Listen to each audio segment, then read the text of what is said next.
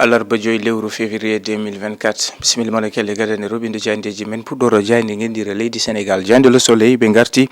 koye majjere hakkunde SN HLM kamɓe ɓen ɓe ganduɗa ko patronat leydi Sénégal yiidi jande le soleil ne wayno nanodiral waɗi hakkunde ɓen ɓe ganduɗa ko SN HLM kam e ɓen ɓe ganduɗa ko kay dilloɓe e BTP ɗum noon ko caggal nde hollitno wonande leydi Sénégal ha ɓuuri tengtude SN HLM tottude ɗen golle ɓen ɓe ganduɗa ko umiɓe caggal leyɗele woni étranger en dogal nde jonde to banggue wonande gooɓe jiiɗe ne wayno ɓe kolliti wonande on directeur général mo SN HLM holliti noon wonande nandiral yitama kono kadi wona e sago mabɓe walla ni ha joni ittude ko yete ko golle tottude ɗum ɓen ɓe ganduɗa ko étranger en ɗum noon jande le soleil arti yiide wonande oɗo saaha noon jaam yitama hakkunde mabɓe ɓe garti kamɓe rewmi quotidien ha joni ɓe garti noon wonande to banggue accident ji baɗoji e laabi ɗi ñande nogas e jeetati janvier totti nayyi lewru février ɓe garti e ko abbi e nogas kañumen hawri e ladial e ɗin accident ji jayde la dépêche ɓe garti koye la campagne arachidière n'a pas répondu aux attentes des acteurs to banggue wonande ndema guerte ɓe kolliti noon wonande o saaha noon caggal yidde e ko fadano ko e karna ndema ne wayno ɗum ɗon de wayno wona woni ko ɗum daña to banggue e gartameje ɗe kewani ko yitno e campagne arachidière ɗo e nder leydi Sénégal jayde révélation ɓe garti koye Amadou Ba caggal nde hollitno wonande ene huula ɓortogol wutte mum horma ko yete ko immunité parlementaire ɗum saabi nouvelle responsabilité e yadoɓe mum ko kañumen tigui mbaɗi ko yete ko moɓodiral gam jettilade kono kadi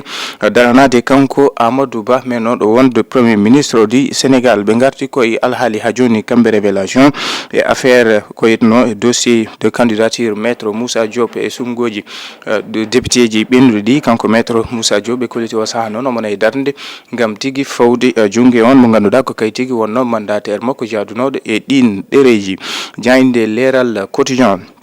ɓe garti kamɓe leeral quotidien koto banggue wonande travaux phase 2 ko yetno noon e TER mo ganduɗa ko TER train express régional tawi dawal ɗiɗaɓal ngal ko ittude ɗum toon to Diamniadio ha toon to port toon to AIBD ɓe kolliti ko ɓoyata ko ne wonande ɗen golle maɗɗe juɓɓuɗe para tawi kadi ɓesguji ɗi ne mbawa hutorade ɗum no hannirta niyat jayde libération ɓe garti koye accident ji baɗoji e laabi ɗi ɗo e nder leydi Sénégal ɓe garti e nogas e jeegoma hawruɓe ladial e nder balɗe sappo e accident ji e laabi ɗi ɗo e nder leydi Sénégal si kamɓe point actu yiide wonande nden hadde nde ganduɗa kanko Donald Trump haaɗi ɗum ngal ballal pawnowgal e dunde Afrique ha ɓuuri tengtude ɗo e nder leydi Sénégal ɗum ɗo noon batti no fewi e ONG ji ɗi ko en ONG 3D COSYDEP ENDA Amnesty International ha e Y'en a marre ɗum ɗo kala ko heɓannoɓe ɗen balle jayde point actu arti hen jayde tribune ɓe garti koye alhaali faggudu leydi Sénégal o saaha e caɗele mum jayde tribune ɓe garti ko yiide l'économie à l'agonie le trafic aérien et le port en chute libre ɓe garti noon koto toon to bawol laaɗe diwoje to hani e port autonome Dakar ɓe kolliti caɗele to banggue wonande ustugol ko dañatno to banggue wonande ngaalu hay noon hutortonoɓe e ɗeɗo laabi to banggue ya garta e gueɗe mumen ɓe kolliti noon wonande ɗum ustima no fewi ɓe kolliti e hutande ujunaji ɗiɗi e nogas e nayyi ne wayno to banggue wonande ya arta garta toon to AIBD ɗum ne kadi ustima toon to port autonome Dakar ɓe kolliti kadi ustugol mum no fewi jayde libération jayde tribune arti hen jayde li quotidien ɓe garti koye Amadou Ba menant sur l'immunité parlementaire kanko Amadou Ba itugol wutte horma makko ɓe kolliti noon la nouvelle responsabilité Amadou Ba e wondiɓe mum kamɓe kala hanki ɓe kuccodiri e jandiyankoɓe e hollidde caɗele ɗe ganduɗa oɗo saaha laamu ngu nana yiiɗi fawde ɗum e Amadou Ba ɓe kolliti noon maɓe daro gam wawde jattinade e ittude wonande nden fenade e Amadou Ba Cheikh Oumar Anne gonnoɗo jagorɗo e laamu Macky Sall holliti Amadou Ba meeɗa tawede e on dossier mo ganduɗa eɓe inna ɗum hen kono nonne kadi omo ganduɗa ko kay tigui woni Moy Sarr holliti ha joni laamu ngu nana e peeje peccorde gam tigui wawde ha joni deƴƴinde ɓen ɓe ganduɗa ko lundiyankoɓe ɓurɓe mantidade ɗo e nder leydi Sénégal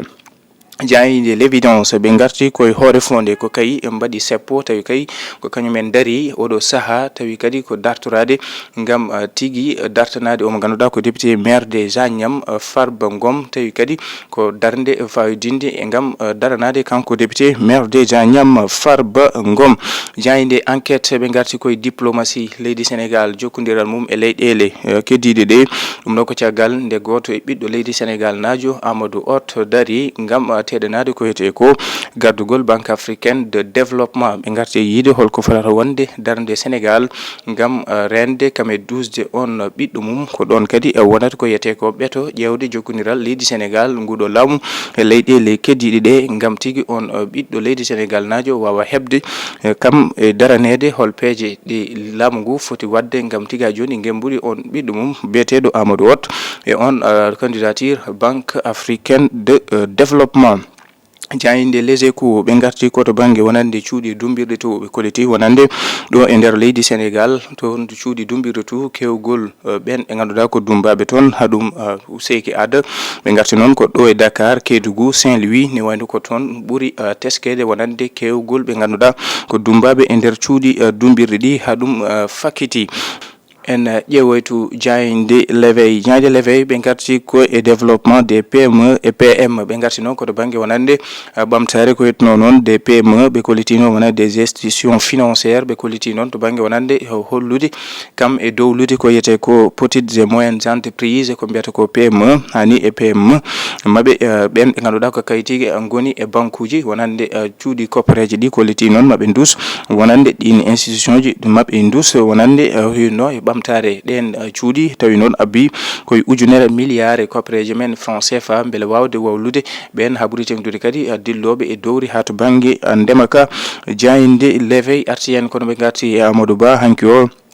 jaaɓe nouvelle responsabilité kulliti ma daro ngam daranade Amadou Ba kono kadi yeddude ɗin tumaji ɗi ganduɗa hande laamu ngu nana e darde ngam yidde fawde caɗele e omo ganduɗa ko Amadou Ba men noɗo wonde mawɗo jagorɗo e leydi Sénégal. jayinde le quotidien ɓe garti koye indemnisation des victimes de 2021 2024 tottude damorde ɓen ɓe ganduɗa ko lorinoɓe e janguji ɗi ganduɗa mbaɗin ɗo hitanuji ɗiɗi e nogas e goho totti hitanuji ɗiɗi e nogas e nayyi ɓe kolliti wonande kamɓe quotidien la grande complainte caɗele ɗe ganduɗa ko tawede hen hani e peccor mo ganduɗa addi hani saabi ɓe kolliti noon ɓen ɓe ganduɗa ko kaytigi bonirono gujjono ɓenne kadi elle ko yejjitaɓe e ndin damorde e yiide Amadou Ba numéro 2 jeeyaɗo e lande Pastef holliti e artirde e kamɓe siftonorde e laamu Macky Sall no waɗirno gueɗe baɗɗe noon e hitanuji ɗiɗi e sappo e ɗiɗi 2012 ene tawe e jayde le quotidien.